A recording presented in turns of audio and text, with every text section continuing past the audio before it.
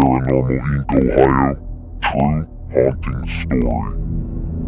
The Blood Factory. Hello, and welcome back to another true haunting story. The story comes from another anonymous user. I will be reading their story to you as if it was them reading it to you. I live in a very small town. Not too many people. Only 2 traffic lights in this town. If you go to the outskirts of the town, there's a factory. The factory used to be huge, used to be booming, tons of work.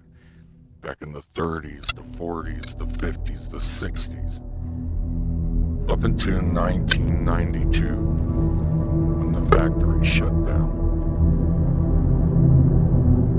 A foreman was murdered inside the factory by a disgruntled employee who had said the foreman would constantly just pick on him, make him do hard jobs. So, he killed him. He threw him into a press, and the man was pressed to death. The factory almost immediately shut down after the investigation. The man was later sentenced to life in prison without parole. Although they shut the factory down, they did not destroy it. And throughout the years, many stories would come from it. Oh, it's the old haunted factory. Nobody goes in, because if you do, you don't come out. We'd constantly go down by there at night just to scare each other. Till one day, 1999, we were all bored and just wanted to raise some type of hell. We weren't good kids at all. We would constantly get in trouble. At this time, I am now 15 years old. We break into the factory through a back window. We climb in, me and 2 of my friends. We start looking around the factory, looking at all the equipment that has just decayed over the years. Rust, grime, mold, mildew, broken windows. Just tons of things left behind, like it had never been moved since it shut down, which it probably hadn't. There was still crime scene tape inside the factory.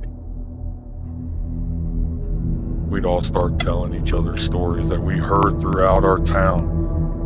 You know, they kept that factory open because there's a cult that stays in there and does blood sacrifices. Or the other, that's where they take the kids that don't listen, that are bad.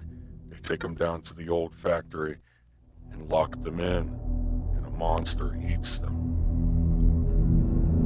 We were told that for years as kids growing up. But as we searched through the factory, we broke some windows, trashed it, stuff that bad kids would do.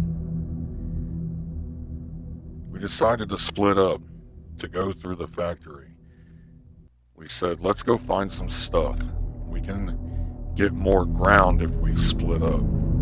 So we all said we would, and we went our separate ways through the factory. I head down to the basement to check everything out. It's just water. There was so much water built up down there. Mildew, mold. Things were just rotting away, decaying. I didn't find anything. My friends went through. They didn't find much of anything either. Just some old paperwork, destroyed machines, furniture, just left behind. We all kind of met up in the middle of the factory and decided it was time to go. That's when we heard it. It sounded like the door slammed in the offices above us. So we ran up there to see what it was. There was nothing there. We heard knocks. We started to hear something screaming. We thought maybe it was just some homeless man messing with us. So we tried to run to the door where the window was that we had broke to get in, and it was locked. We couldn't open it. The window we jumped in, we couldn't get through. It was just all broken glass, and the table we had used to get ourselves up through the window was outside. There was nothing on the inside. We had no idea how to get out. So we started running through the building, trying to find a lower window or a door that was unlocked. And we couldn't find anything. We couldn't understand it, because when we first initially started going through, there was doors, there was windows. And it's like there was nothing. We all managed to meet up in the place where all the presses are. And we see a pile of blood, it was old, stained onto the cement. We kind of looked at each other and said, it's just someone that was here before messing around. As we ran by the press room, we heard the loudest guttural scream of a man you could ever hear, like it was right next to us. And when we turned around, there was nothing. Nobody was there. We began to run down the hallway. We found a room, like a janitor's closet.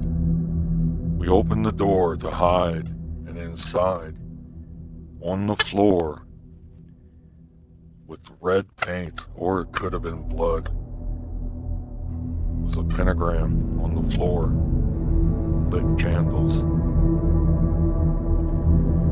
We got out of there, and as we're running, we're hearing screams, "Please help us, please, please help us, help me," constantly, over and over again. We're kicking on the front door, trying to get it to break in as hard as we could. And it was like it couldn't be moved. And then the screaming stopped.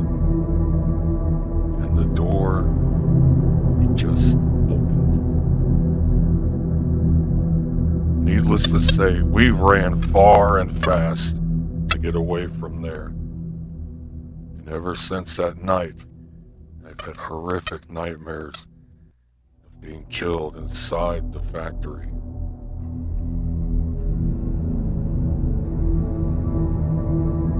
I hope you enjoyed tonight's story, the true haunting story from an anonymous user. If you guys have your own tales of terror you want me to tell, true hauntings, ghosts, demons, whatever it may be, send me an email, paranormalhelp937@gmail.com. and I'll tell your story. And don't forget to like, comment, share, and subscribe to the Paranormal Inc. Ohio YouTube channel. Make sure you hit the bell